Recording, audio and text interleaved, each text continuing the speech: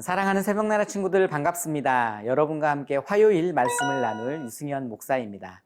오늘부터 우리는 사사기 말씀을 나누게 됩니다. 사사기의 시대적 배경은 출애굽한 이스라엘이 국가 조직을 갖추기 전에 일종의 과도기적인 상황 속에서 이스라엘 백성들이 모두가 자기 마음대로 행동하던 그 때를 기록하고 있습니다. 우리는 사사기를 통해 하나님의 구원의 섭리를 발견하게 될 것입니다. 오늘은 대세가 아닌 말씀이라는 제목으로 하나님의 말씀을 나누겠습니다. 오늘의 말씀은 사사기 1장 1절에서 10절입니다. 여호수아가 죽은 후에 이스라엘 자손들이 여호와께 물었습니다. 우리를 위해 누가 먼저 올라가 가나안 사람들과 싸워야 합니까? 여호와께서 대답하셨습니다. 유다 지파가 갈 것이다. 내가 이 땅을 그들 손에 주었다. 그때 유다 지파가 그 형제 시므온 지파에게 말했습니다. 우리와 함께 우리의 몫이 된 땅으로 올라가 가나안 사람들과 싸우자.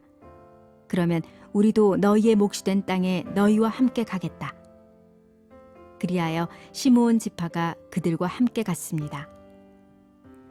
유다 지파가 올라가자 여호와께서는 가나안 사람들과 브리스 사람들을 그들 손에 넘겨주셨고 그들은 베색에서 10,000명을 무찔렀습니다. 그들은 베색에서 아도니 베색을 만나 그와 싸우고 가나안 사람들과 브리스 사람들을 무찔렀습니다. 아도니 베색이 도망쳤지만 그들은 쫓아가 그를 사로잡아서 그의 엄지손가락과 엄지발가락을 잘라버렸습니다. 그러자 아도니 베색이 말했습니다. 70명의 왕들이 그들의 엄지손가락과 엄지발가락을 잘린 채 내 상 아래에서 부스러기를 주워 먹었는데 이젠 내가 한 그대로 하나님께서 내게 갚으시는구나. 그들은 그를 예루살렘으로 끌고 갔고 그는 거기에서 죽었습니다. 유다 지파가 예루살렘을 공격하고 점령했습니다.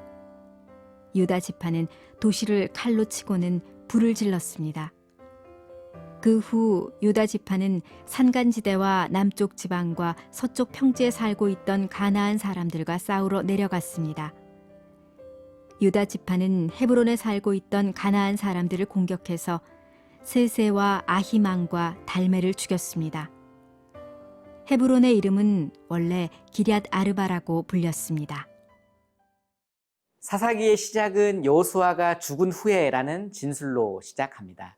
여호수아는 모세의 뒤를 이어 민족의 지도자가 되었습니다. 그는 이스라엘 백성을 약속의 땅으로 이끌었죠. 이제 시간이 흘러 이 여호수아가 죽게 된 겁니다. 지도자가 죽게 되자 이스라엘 백성들은 하나님께 기도하며 각 지파에게 분배된 땅을 차지하기 위해서 어떻게 행동해야 하는지를 묻습니다.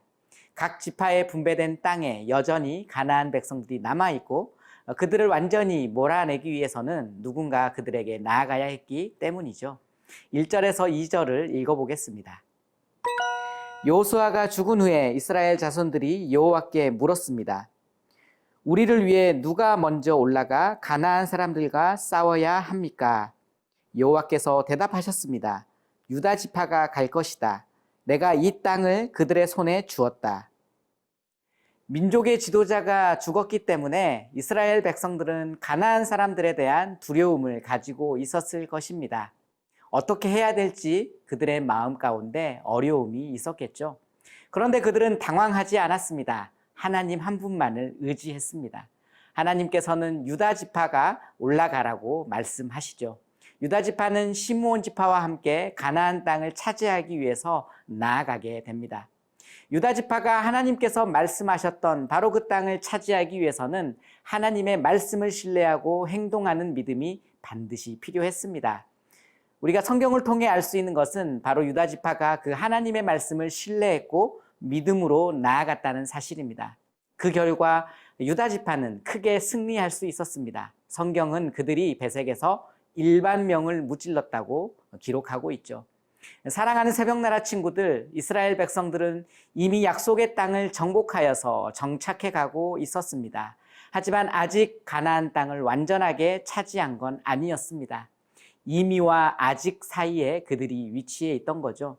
우리도 마찬가지입니다. 우리는 이미 천국을 소유한 백성이지만 아직 이 땅 가운데 죄의 영향을 받으며 살아가고 있습니다. 사단은 하나님의 자녀인 우리를 여전히 대적하고 천국을 소유하는 것을 방해하고 있습니다. 그러므로 우리는 천국을 완전히 소유할 때까지 사단과 영적 전쟁을 치러가는 거죠. 이런 상황 속에서 우리가 의지할 분은 누구입니까? 바로 우리가 믿는 전능하신 하나님 한 분이십니다. 하나님께서는 당신의 백성에게 길을 만들어 주시고 이끌어 주시는 분이라는 것, 바로 이 믿음을 우리에게 요구하고 있습니다. 삶의 방향을 선택한 순간 이스라엘 백성들이 하나님께 기도하며 그 뜻을 물었던 것처럼 혼돈의 시대를 살아가며 하나님의 인도하심을 구하는 저와 여러분의 하루가 되길 바랍니다.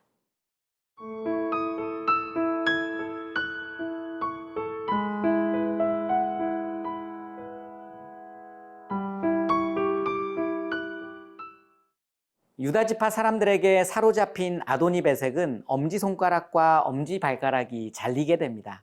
베섹은 과거의 일을 기억하며 절망하고 탄식하는데요. 7절 말씀을 읽어보겠습니다. 그러자 아도니베섹이 말했습니다.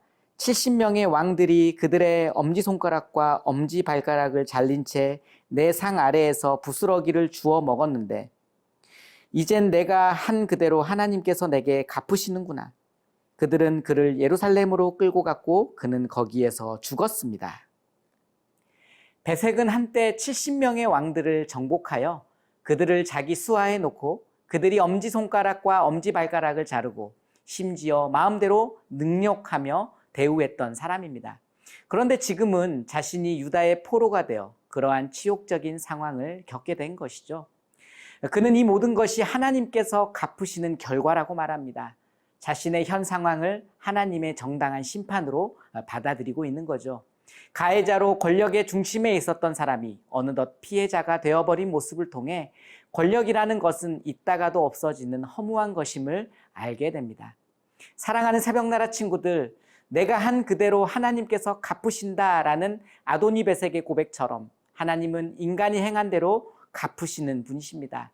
물론 인간의 행위에 따라 즉각 그 모든 것이 나타나는 것은 아니죠. 이 세상에서 선을 행하는 의인이 고통을 받기도 하고 악을 행하는 악인이 형통한 삶을 살기도 합니다. 그렇다고 해서 하나님의 공의와 심판을 의심할 필요는 없습니다.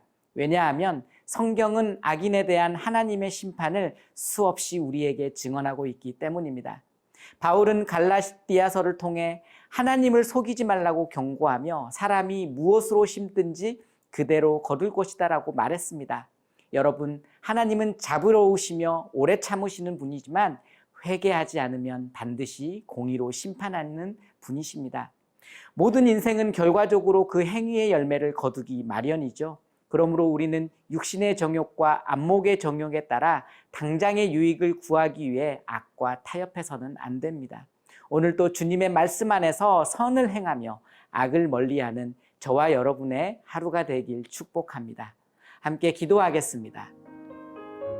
지도자를 잃었지만 하나님의 말씀을 신뢰하고 의지함으로 이스라엘 백성의 하나님의 뜻을 추구했던 것처럼 오늘 하나님의 말씀을 의지하게 하여 주시옵소서.